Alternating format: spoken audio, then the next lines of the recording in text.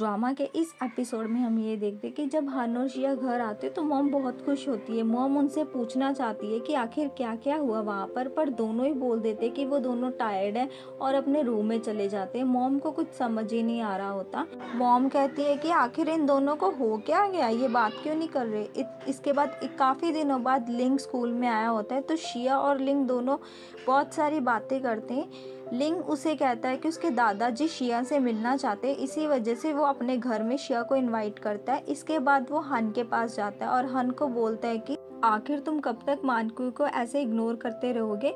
हम बचपन से फ्रेंड्स हैं तो तुम्हें मानकुई को माफ़ कर देना चाहिए। माना कि मानकुई ने पास्ट में तुम्हारे साथ अच्छा नहीं करा पर वो इतनी बुरी भी नहीं है। अगर तुम इस तरह ही उसे इग्नोर करते रहे तो लोगों को तो यही लगेगा ना कि अब भी तुम उसके लिए फीलिंग्स रखते हो और ऐसा करके तुम अपने आप को परेशानी में डाल रहे हो। तभी हन उसे कहता है कि मैं इसके बारे में सोचूंगा।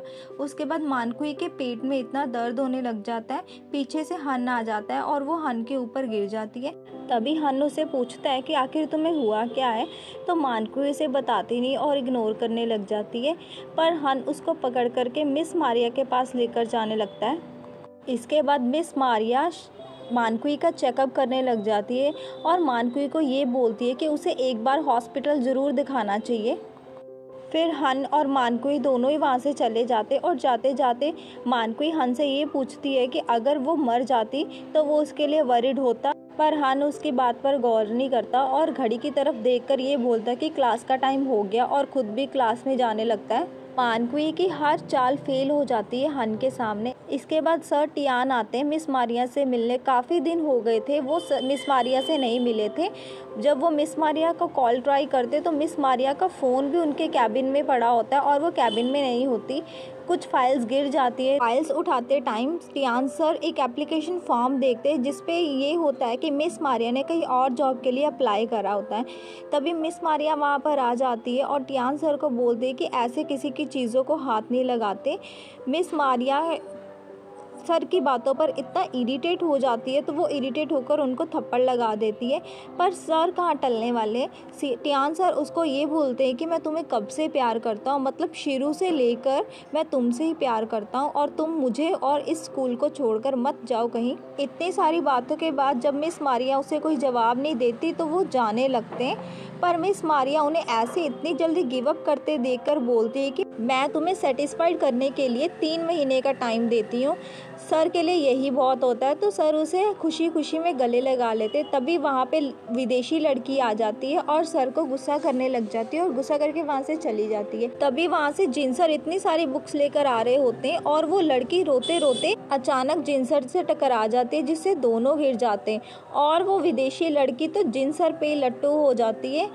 अगले सीन में हम ये देखते हैं कि शिया लिंग के घर आई होती है लिंग के दादाजी से मिलने और वहाँ पर लंच कर रही होती है। बातें करते हुए शिया लिंग के दादाजी को ये बताती है कि वो एक डिज़ाइनर बनना चाहती है और वो भी अच्छी वाली। तो लिंग के दादाजी ये बोलते हैं कि लिंग की दादी भी डिज़ाइनर थी और वो शिया को उनके सारे डिज़ाइंस दिखाना चाहते हैं। लिंग के दादाजी एक बॉक्स लेकर आते हैं जिसमें कि लिंग की दादी के सारे डिज़ाइंस, नोटबुक्स और पिक्चर्स वगैरह थी और वो शिया को ये सब दिखाते तो शिया ये सब देखकर बहुत खुश होती है। तभी अचानक से एक फ़ोटो गिरती है और शिया उस फोटो को देखकर कहती है कि ये तो उसकी मॉम की पिक्चर है। हन के दादाजी भी हैरान हो जाते हैं और उसे कहते हैं कि तभी मुझे तुम इतनी जानी पहचानी क्यों लग रही थी। एक्चुअल में यहाँ कोई बहुत बड़ा रिश्ता नहीं हमारे सामने आता, बस लिंग के दादाजी शिया की मॉम को जानते थे, बस इसके अलावा और कुछ भी नहीं।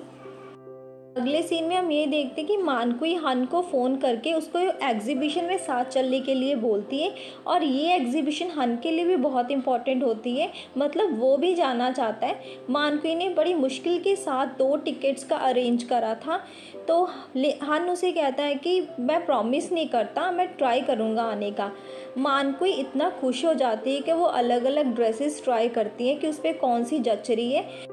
जाते वक्त शिया दादाजी से ये पूछती है कि उस पिक्चर्स में उसकी मॉम के साथ वो लड़का था, वो कौन था। दादाजी को ज़्यादा पता तो नहीं होता, पर दादाजी उसे इतना बताते हैं कि उसकी मॉम का कोई बॉयफ्रेंड था और जिस शहर में उसकी मॉम रहने आई थी वो उस शहर का नाम भी उसे बता देते।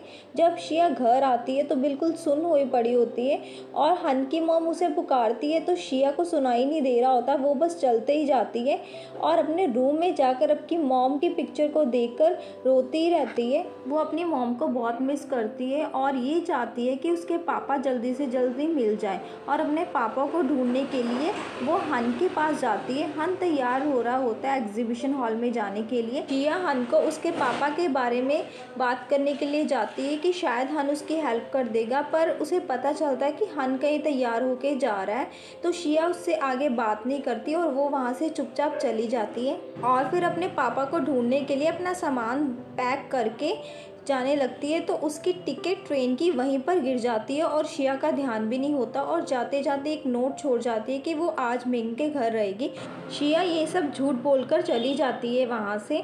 अगले सीन में हम ये देखते हैं कि एग्जीबिशन हॉल में सब जा रहे होते हैं और मानकुई खड़ी हन का वेट कर रही होती है उन 2 टिकट्स के साथ। उधर हन जब शिया के रूम में आता है तो शिया को ना पाकर वो शिया को चेक करने चला जाता है उसके रूम के अंदर और उसको वही नोट मिलता है जो शिया छोड़कर गई थी।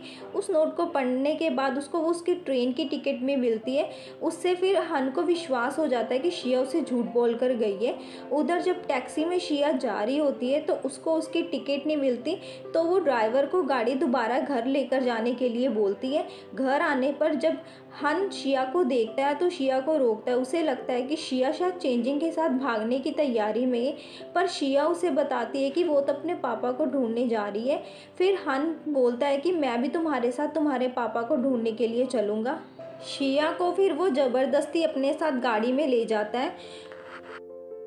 उधर मानकुई हन का वेट करते करते थक गई होती है। उसे लगता है कि शायद अब हन आ रहा है, अब हन आ रहा है, पर हन तो आने का नाम ही नहीं ले रहा होता। सभी एग्जीबिशन हॉल में जा रहे होते, अकेली मानकुई वहाँ रह जाती है। थक हार के मानकुई हन को कॉल करती है और जैसे ही हन कॉल उठाता है तो मानकुई से कहता है कि आज वो बिजी है, नहीं आ पाएगा। टेंशन होने की वजह से मानकुई के पेट में दर्द होने लग जाता है और वो वहीं पर बैठ जाती है। तभी एग्जीबिशन हॉल की कोई स्टाफ आकर हॉस्पिटल में मानकुई के बारे में इन्फॉर्म करती है। उधर इतनी देर ट्रैवल करने के बाद हन शिया से कुछ खाने के लिए पूछता है, पर शिया का मूड बदल जाता है और वो कहती है कि वो सिर्फ घर जाना चाहती है। तो हन उसे कहता है कि क्या तुम अपने फादर से डरती हो या तुम्हें ये डर है कि तुम्हारे फादर कभी भी तुम्हें मिलेंगे ही नहीं। शिया उसे बोलती है कि ऐसा कुछ नहीं है। तो हन उसे बोलता है कि कभी कभी ज़िंदगी में हमें कुछ चीज़ों का सामना करना पड़ता है, हम चाहे भी ना तब भी हमें करना पड़ता है। और उसका हाथ पकड़कर उसे बोलता है कि मैं तुम्हारे साथ हूँ, तुम्हें डरने की कोई भी ज़रूरत नहीं है। तभी हन को कॉल आ जाती है हॉस्पिटल से। उसे ये बताया जाता है कि मानकुई हॉस्पिटलाइज है, क्योंकि मानकुई के फ़ोन में सबसे लास्ट नंबर हन का डायल हुआ था, इसी वजह से हन को ही कॉल आती है। शिया जब पूछती है तो हन उसे सारी बात बता देता है और अपने मैनेजर को मानकुई के पास जाने के लिए बोलता है और वो खुद शिया के पास ही रहना चाहता है।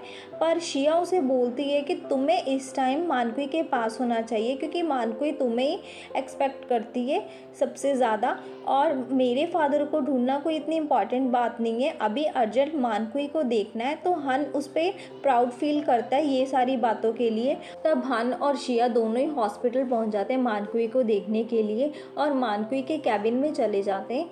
मानकुई सो रही होती है और वो दोनों मानकुई का हालचाल पूछते हैं। हालचाल वगैरह पूछ लेने के बाद हन घर जाने का सोचता है। मानकुई उनको रोकने का बहुत ट्राई करती है, पर हन कौन सा मानने वाला था।